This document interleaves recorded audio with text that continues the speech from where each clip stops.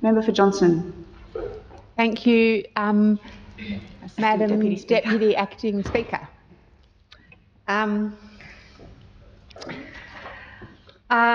I thank my our fellow MLA for Moorca for bringing this important motion to the House and for his steadfast, generous, gracious and wise leadership on this issue and in this chamber over the past 8 years. I'm new to this chamber, but I'm not new to the issues this motion addresses. I come from almost 3 decades of working with justice and conflict across the Northern Territory. I've been incredibly privileged to learn from and work alongside on-country peacemakers and to see the work described by both the member for Moorca, the member for Gordja and the member for Daly. I've been lucky enough to study alongside Yolngu leaders to learn about Yolngu Rom, law and peacemaking.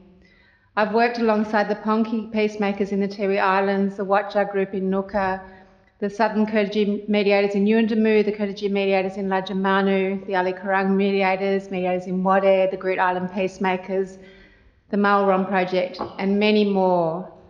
Across the Northern Territory we have incredible peacemakers on country doing this work.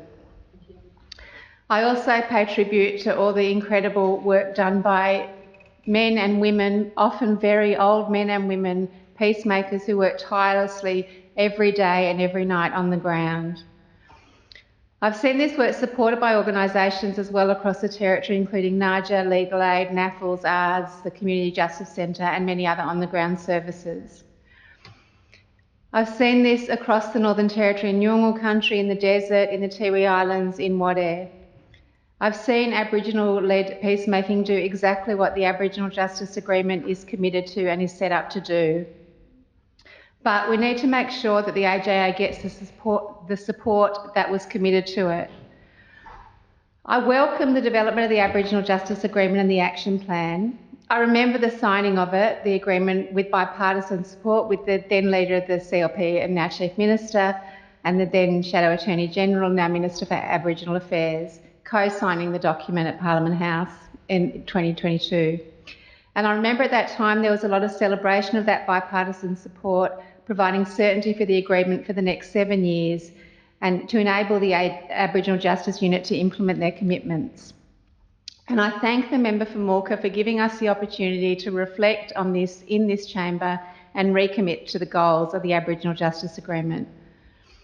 I haven't yet heard from the government the question from the member for Moorca, and I echo that question, that will the government recommit and affirm their commitment to the Aboriginal Justice Agreement? What I have heard though, and what we've all witnessed since August 2024, is a government introducing law after law that disproportionately criminalises Aboriginal people. Laws that criminalise public drinking while making cheap alcohol more accessible, that remove judicial discretion for sentencing, that lower the age of criminal responsibility to children of 10, that reintroduce truancy offers as a punitive approach to children engaging in education. The list goes on.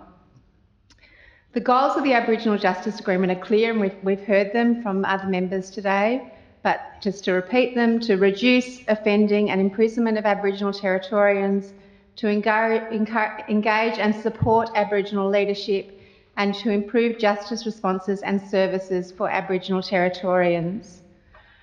But the reality is that this government has chosen to double down on policies that criminalise Aboriginal people rather than support them. They've prioritised punitive measures over prevention, fines over reconciliation and incarceration over community solutions. We've already heard the shameful statistics in this chamber today. Aboriginal people make up around 30% of the Northern Territory's population, yet they represent over 90% of the adult prison population and often 100% of the youth prison population. This isn't an injustice, it's a crisis.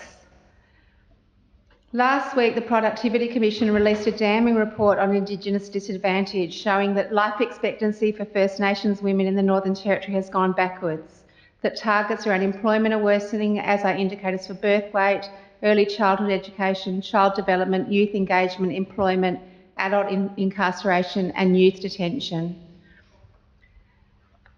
And what has this government done to address these appalling statistics? Instead of addressing root causes, which I'm interested in hearing from the government how you would define root causes, but here I'll talk about them: poverty, trauma, lack of opportunity. As I said, the government's introduced more fines, more enforcement and more incarceration. And let's not forget the horrific reality of children in detention. The Northern Territory has been internationally condemned for reintroducing laws that will lock up children as young as 10 years old. Is this the future that this government envisions? Is this the future that we want in the Northern Territory? This government's approach is carceral, it is punitive, and it's wrong. The Aboriginal Justice Agreement acknowledges that justice must be about prevention, rehabilitation and community engagement, not about punishment. And as I've talked about, there are many proven models across the whole Northern Territory that work. We heard about the Groote Eylandt Peacemakers Program as one example, a community-led initiative that focuses on restorative justice, bringing victims and offenders together, fostering understanding, healing and real accountability. Programs like this show great success in reducing reoffending, in improving community safety, in being victim-centred and in keeping people out of prison. They engage and support Aboriginal leadership. We can also look at community justice reinvestment programs that have been successful elsewhere in Australia. Programs that take money that would otherwise be spent on locking people up and invest it directly into community-led solutions. This government should support these kinds of programs. It should engage Aboriginal leaders meaningfully in justice policy making rather than treating them as afterthoughts. It should expand community-led solutions like those I've talked about, including the Groote Eylandt Peacemakers. This government claims to be committed to reducing offending and imprisonment. They claim to support Aboriginal leadership. They claim to be addressing the root causes of crime. They claim to want better justice services. But as I've said, policies that criminalise Aboriginal people, whether through fines for truancy, harsh public drinking laws or locking up children, reveal the truth. And if the government's truly serious about justice reform, it'll move beyond these policies and invest in community-led programs. The latest findings from the Productivity Commission make it clear that the gap is widening, that life expectancy for Aboriginal people is declining, that youth engagement is falling, that employment and child development targets are worsening, and that adult incarceration and youth detention rates continue to climb. And if the government continues down this punitive path, these statistics will only get worse. In the words of Catherine Little, the Chief Executive of SNAKE, the National Voice of Our Children, in relation to that Productivity Commission report, she says this should be a wake-up call to all governments. We need a renewed commitment to the Closing the Gap agreement, and we need it now. The findings from the Productivity Commission show just how much work is left to do, and without substantial change, many Aboriginal and Torres Strait Islander children will be left behind. It's clear the business as usual approach is not hitting the mark, and the need for community-led early intervention programs and family support services are not being met. And I heard the Attorney General say that we cannot keep doing business as usual. I think we all agree. If we continue down this path, as Catherine Little goes on to say, we will fail in our shared responsibility to protect and care for these children and to give them the opportunity to succeed. The Productivity Commission's Closing the Gap report emphasises that Aboriginal-led solutions are the key to progress. Just like the Aboriginal Justice Agreement, it reminds us that we must listen to Aboriginal voices, to Aboriginal leaders, including those here in this chamber. We have been issued a clear invitation many times from the member for Mooka to come to Yolngu country, to listen, learn and work together to fix the problems we are all facing. And there are Aboriginal leaders across the whole Northern Territory who have also extended that invitation. This is how we will make meaningful change and build real justice in the Northern Territory, and this is what the government agreed to do when it committed to the Aboriginal Justice Agreement.